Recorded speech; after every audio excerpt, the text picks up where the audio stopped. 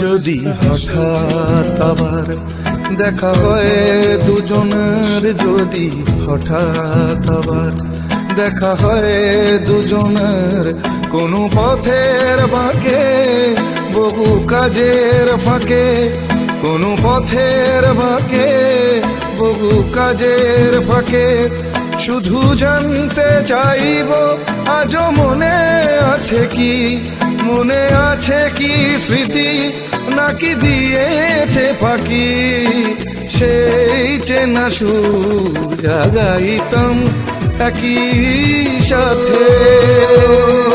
চলো सजना जहाँ तक घटा चले।